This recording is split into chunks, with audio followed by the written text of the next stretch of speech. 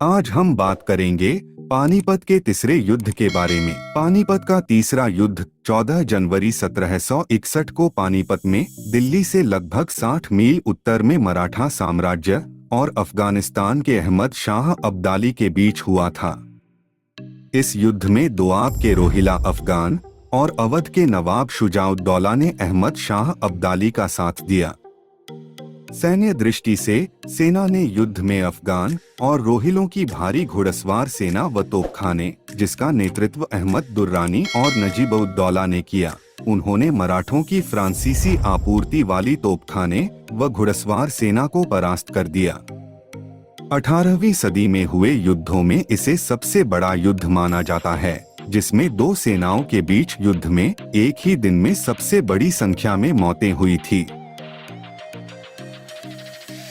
इस युद्ध की पृष्ठभूमि क्या थी? 27 वर्ष के मुगल मराठा युद्ध के बाद मुगल साम्राज्य के पतन के कारण मराठा साम्राज्य ने तेजी से विस्तार किया। पेशवा बाजीराव ने गुजरात और मालवा पर नियंत्रण कायम कर लिया था। आखिरकार वर्ष 1737 में बाजीराव ने दिल्ली के बाहरी इलाके में मुगलों को हरा दिया और मराठा नियंत्रण के तहत दक्षिण के पूर्व मुगल प्रदेशों का अधिकांश भाग अपने कब्जे में कर लिया। इससे अहमद शाह अब्दाली के दुर्रानी साम्राज्य के साथ मराठों का सीधा टकराव हुआ। वर्ष 1759 में उसने पश्तून जनजातियों की एक सेना तैयार की, जिससे पंजाब में छोटे मराठा सरदारों के खिलाफ कार्रवाई में लाभ प्राप्त हुआ। इसके बाद उसने अपने भारतीय सहयोगियों के साथ मिलकर मराठों के खिलाफ एक व्यापक गठबंधन में गांगे दोआब के रोहिला अफगानों को शामिल किया। इसमें शुजाउद्दौला की भूमिका क्या थी?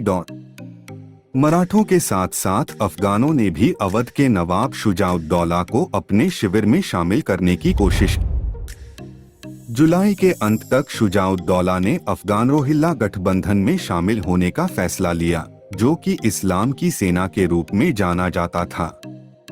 मराठाओं के लिए यह रणनीतिक रूप से एक बड़ा नुकसान था, क्योंकि शुजाउद्दौला ने उत्तर भारत में अफगान सेना के लंबे समय तक प्रवास के लिए वित्त प्रदान किया था।